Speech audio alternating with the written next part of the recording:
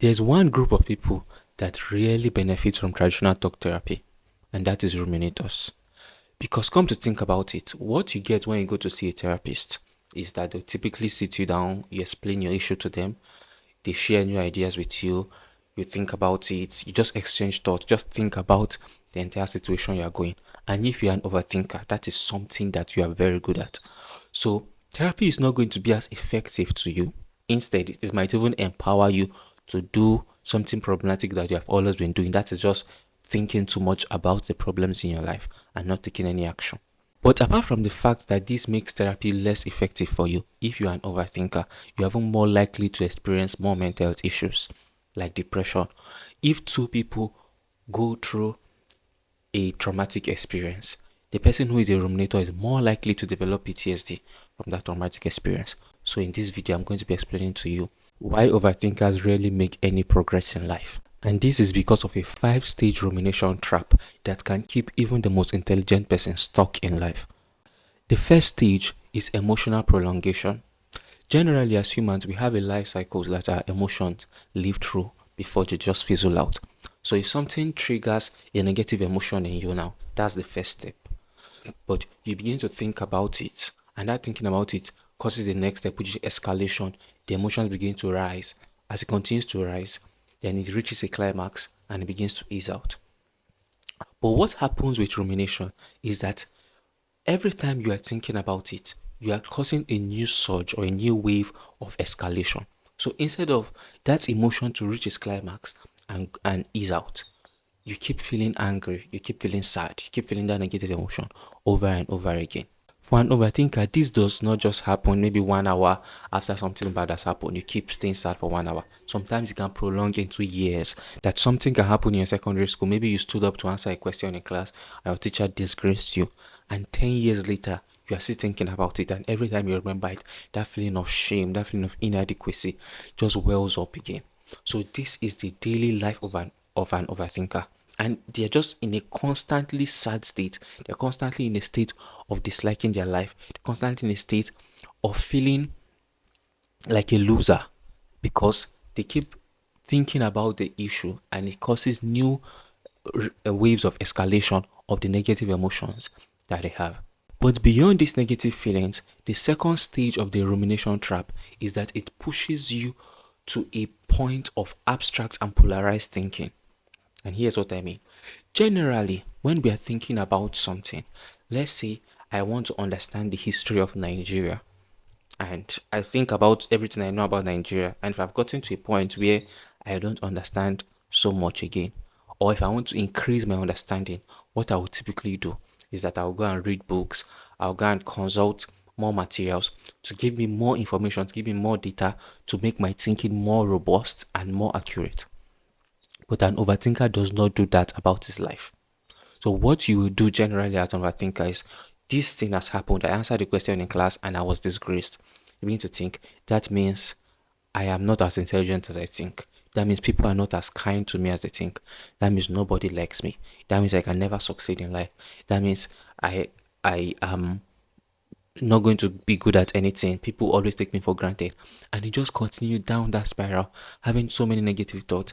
And these conclusions that you are making, they seem logical to you based on the data that you have in your mind. But that is not a robust or good enough thinking because you are not adding real world data to the set of beliefs that you already have in you, and you just keep going more abstract, more abstract. You keep thinking more philosophical. And people who are very intelligent are more likely to fall into this trap because you keep thinking, I can figure this out. I know what is happening in my life. If I think about this more, I will get it more. But the more you do that, the more you move away from reality and what is actually happening in your life, and the more you move into an abstract and polarized thinking, which you now strongly believe because you have rehearsed it in your mind for so long. The reason why this is so harmful and stops you from making any progress in life is because it pushes you away from actual problem solving. Problem solving requires some level of specificity or precision that you can look at. This is what's happening in my life and this is what I need to do. But as an abstract thinker, a ruminator, you will never get to that point. What you are thinking is, my life is bad because I'm not making any progress. I'm not making any progress because nobody likes me. Nobody likes me because my life is not good enough. So what can be done? Nothing. Like all the thinking are just abstract. You are not seeing the day-to-day life, so you cannot even fix the problem. So you will just remain stuck in a loop of hopelessness, and you keep bringing up theories, trying to think through everything, and you will never make any progress. The third stage of the rumination trap stems from the previous one. Now, because you're an abstract thinker, you are going to be a very pessimistic person. Coupled with the fact that you don't tend to see any actionable things you can do because you're a very abstract thinker. Now, as a ruminator, even the little things that you can do in your day-to-day life that everybody knows this thing is generally helpful. You know that you should go to the gym if you hate how you look. You know that you should speak to more people if you want to make friends. But you have a very pessimistic view of life because of all these theories you have been forming in your mind about how nothing is going to work. And that will stop you from taking actions, even the little actions that you know you should take. Because what's the point? If I do it, it will not fix the situations in my life in a grand scheme of things. So it's better I just save my energy and sit down and keep thinking about what to do next. So you are going to be a very pessimistic person. And this hopelessness is not born out of any conviction or out of any evidence that you can find around you. It's just a byproduct of your too much thinking without real world data. Now, this leads us to the fourth stage of the rumination trap, which is that you become blinded to the contextual positive changes or evidence around your life. So, apart from the fact that your mind is generating so many negative, so many hopeless reports that nothing can be good, when things around your life are suggesting that your life can be good, you are not going to see it. If someone smiles at you, if someone invites you for a party to prove that we actually do like you, we want you to be around us. If you get a career breakthrough, your boss gives you a new project that you should work on as a proof that they believe in your judgment and your ability to take contacts. You will seem not to notice this positive around your life, and not because you did not notice it, but because your brain has been trained to quickly dismiss it. So your brain has already assessed the situation. Oh, this looks like somebody believes in me. This looks like my life is getting better. It can never be so because all the evidences I have in my life, or in my head rather, all the evidence I have in my head have proved that I can never be a good person. So these small trinkets of good things that are happening around me are just false. I'm not going to raise my hope because my life is doomed. This further stops your life from making any progress. And the last stage of this rumination trap is that your very strategy of solving the problem in your life is the actual cause of the problem of your life. So now that we have described everything as an overthinker that you are, you will say, okay, how can I solve this situation? How can I get out of this trap? Then your strategy was, let me go and think. Let me go and ruminate again. But this rumination is what is causing the problem. It is not the solution to the problem. If you want to stop the problem in your life, what you need to stop is the rumination. So how can you get out of this rumination trap? These steps will seem very simple, but that is the point. Put aside your pseudo intelligence and this your philosophical nature and just pick something simple and let's go with it. So the first thing I want you to do is to commit to taking imperfect action. And here's what I mean. So we know now, based on your thinking, that the reason why you have not been taking action because this action do not seem to suffice to solve the problem in your life. So that's fine. So we are not trying to take sufficient enough action. We are just trying to take one action. So now let your new goal be, I just want to take one action. I don't want to take the overall action or the master action that is going to solve all the problem in my life. That is now your new goal. Secondly, you are going to begin to give the positive cues in your life some benefit of doubt. So if someone around you signals that they like you, if someone signals that they believe in what you are doing, you are going to take that and say, okay, this might just be true. And what we are trying to combat is your habit of thinking without real world data. So now you have so many things that make sense in your mind, which is valid. But now I want you to pick something from the external environment. I think in my mind that I'm not good enough for, but I might just be wrong. Someone here is saying something to the contrary.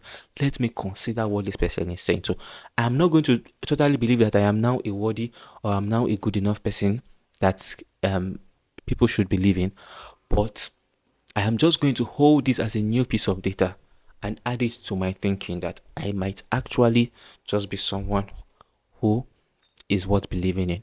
Thirdly, you are going to stop planning for your future whenever you feel sad.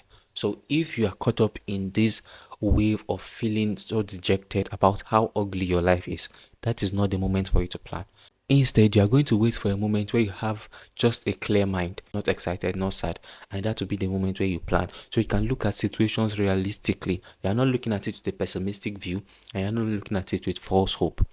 This will help you to set more realistic and concrete plan that can then be worked upon. Then you are trying to take imperfect actions. But what exactly are we going to even do to the actual act of rumination? Now, I've just shared tips with you that can help you move ahead. But what about the actual act of rumination? What are we going to do?